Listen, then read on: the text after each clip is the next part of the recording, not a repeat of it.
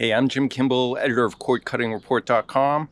Today is the first part in a 2-episode series of how to get local channels for free without cable. Let's take a look at the antenna on my roof, and then I'll give you a little tour around my house so you can see how I get free channels all year long. If you're trying to get local channels, a TV antenna is one of the best investments you can make. The problem is picking the right one for your house or apartment. So we're going to wrap up today's video with some tips based on my experience of trying out some different antennas here and elsewhere. This is the Clearstream 4 Max by Antennas Direct. The antenna has both UHF and VHF elements. Right now I'm getting about 70 channels.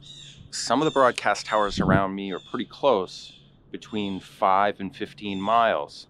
But then there's a second group of broadcast towers that I get channels from that are further out, between 35 and 45 miles. So that sets me up pretty well for testing out different kinds of outdoor TV antennas. Antennas Direct sent me this antenna about a year ago for review on my website. Over the last year, it's held up really well in the weather. For VHF reception, it has a pair of horizontal rods that serve as VHF elements. The other antenna that I have tested here is the Antop 800 SPS, and I like that antenna a lot, especially for its VHF elements and its weatherproof finish. I have a separate video that I've made about that specific antenna, and I'll show you where I currently have it down in my garage. So the reason why you want to consider an outdoor antenna either on your roof or in your attic is largely due to two things: elevation and design.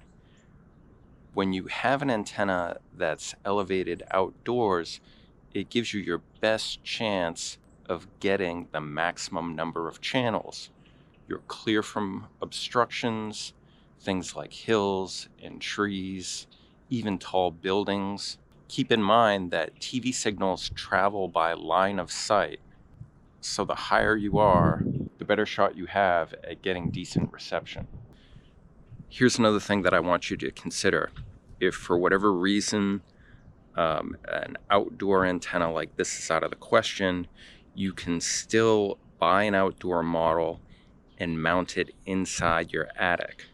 You're going to get many, if not most, of the benefits that you would get from an outdoor antenna. You may have some signal loss, but by and large, you are getting the benefits of having a larger antenna with larger elements, elevated high up, almost as high as your roof.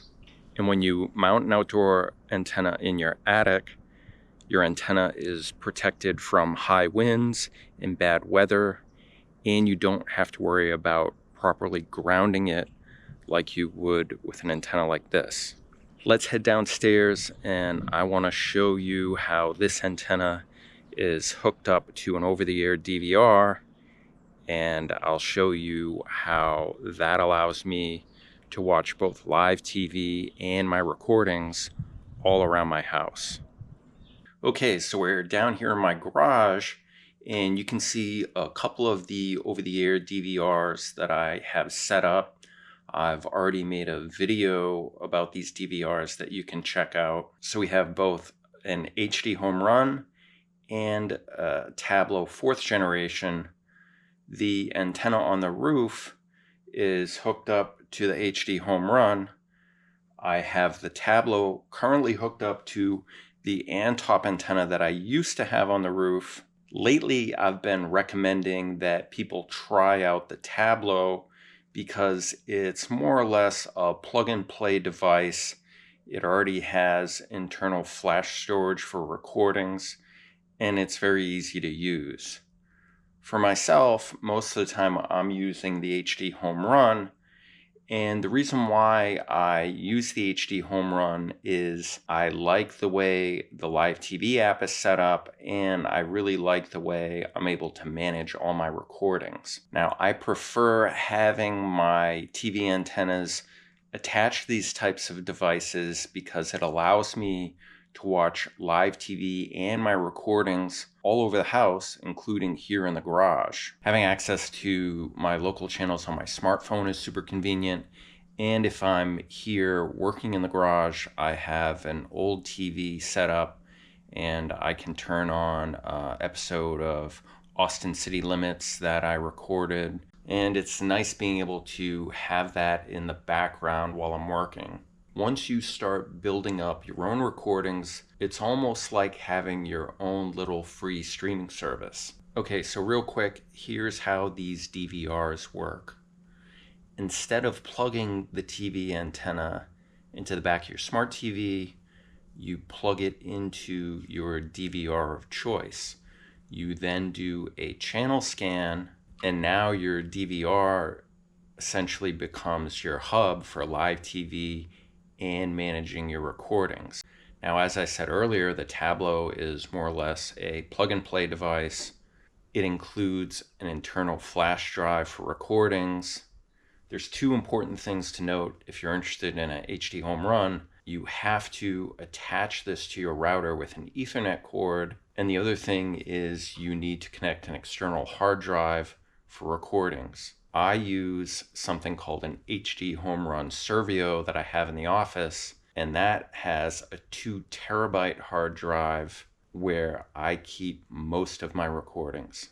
Let's head back upstairs so we can wrap things up with a couple of pointers about antenna specs. So it's all about paying attention to antenna gain instead of range. Let me explain what I mean.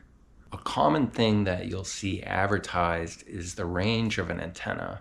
If you see a TV antenna that's advertised as having a 100-mile range or a 200-mile range, that should immediately raise a red flag. The reason why is because it's actually impossible to get. Antenna range should be something that you should be wary of because it's largely a false metric. It doesn't give you any information about the design of the antenna or its directionality. If you want a powerful antenna, you should really be focusing on antenna gain. Antenna gain measures the directionality of an antenna. Higher gain antennas have a better chance of getting signals that are further out from you. If the towers in your area are spread out all over the place in multiple directions, then you probably want a multi-directional antenna. But if your local channels come from generally the same direction, say for example in the north and northeast, a directional antenna might be a better choice. Contrary to its name, a directional antenna can actually get you TV signals from multiple directions. It's simply called a directional antenna because it's designed to focus on a specific direction. I don't have a directional antenna here right now, but I have been testing a couple different models in Maine at a family member's home, and I can tell you with those models, we've been able to pick up signals from a little over 50 miles away. One last thing, if you're living in an apartment building or say in a big city, I still want you to try an indoor TV antenna. Look for an indoor TV antenna with a medium gain. You'll have to look through the specifications to find those. I have a guide on indoor TV antennas, and these are all models that I have tested over several months or in some cases a few years. I will link to that below. So I hope you like seeing my setup here. I hope it gave you some ideas of how you can set up a TV antenna at your house. If you're looking for more information or you have more questions about TV antennas, please head over to the website, cordcuttingreport.com.